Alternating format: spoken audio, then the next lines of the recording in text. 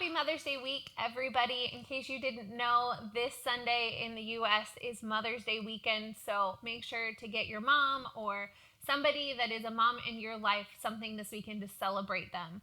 But this week we are jumping in to talk about influence, and specifically we are called sometimes to influence certain people. Just like parents are given certain children, sometimes we are given certain friendships, certain coworkers, certain people in our spheres of influence that we are supposed to be impacting. And we want to unpack a little bit what that looks like and why sometimes we're called to different relationships in different seasons. Yeah, and as we think about parent and child, it doesn't even have to be moms, even though it's Mother's Day. Dads do this too.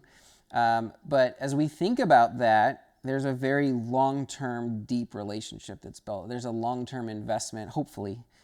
Some people, wish for that, but I hopefully all of us have some people like that in our lives.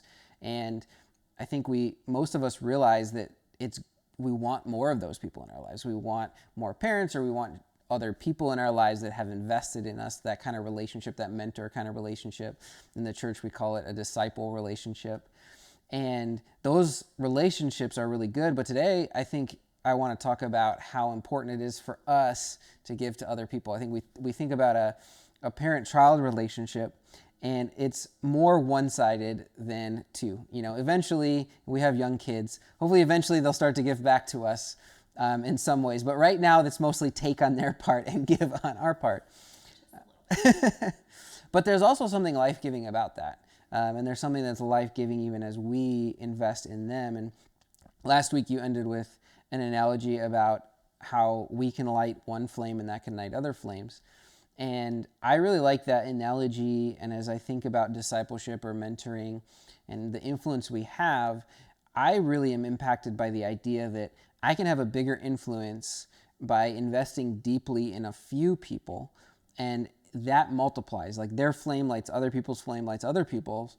And at the end of my life, or even after my life, the influence I've had because of the spread of that is far greater than if I would have tried to have the biggest roaring bonfire I could ever have to give the most light to the most people. And so as we think about influence, I would challenge you even to think about who are those people that you can influence more deeply, and as a result, actually have a bigger impact in the world.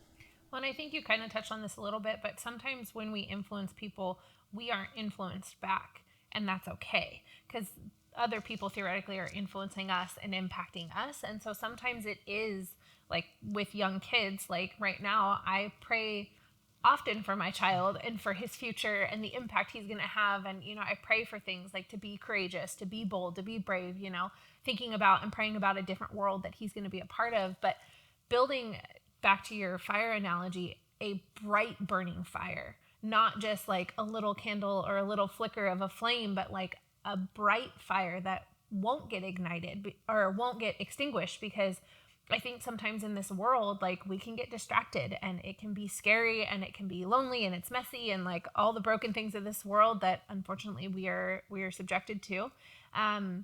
And so I pray that like with that relationship, that when I am going deeper with him, when I am investing in him, that it is something that's going to be lasting.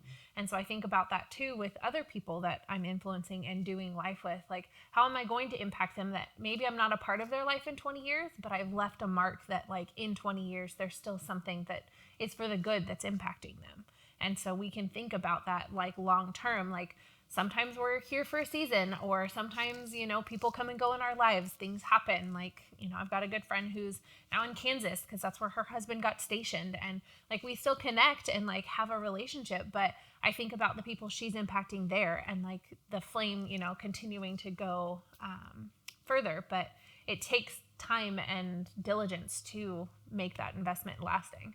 Yeah, and there's people in my life that I have invested a lot in. I've taken the time, and I think our culture doesn't value enough, at least in my humble opinion, doesn't value enough that kind of relationship or that kind of influence. We think about influencers that really it's about them being a very bright flame, or them, what they get. But those kind of relationships of parenting, or those kind of relationships of, I think about in the workplace, people that I have been able to, especially when I didn't work in the church. I mean, I do this in the church too, but when I didn't work, hopefully that's a lot of my job. But when I didn't work in the church, even it's somebody else, and it's not always about life, but part of it is of just teaching people, like, how do you have a good work ethic? How do you be successful? Like, here's our product. This is some of the things I do to sell it, instead of me trying to just make my way to the number one person on the totem pole. It's like, hey, I want to help you also. And that doesn't really help me. Matter of fact, now I have more competition for getting my bonus because you're up there with me.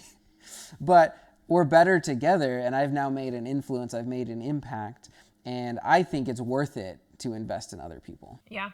And I think to that, going back to like the motherhood analogy of being selfless in that, like you don't gain anything from that, but you are making an impact that is then potentially going to impact others, who's going to impact others. And so I think that mindset shift has to happen in our society, especially because right now there is so much of, okay, well, what does this do for me?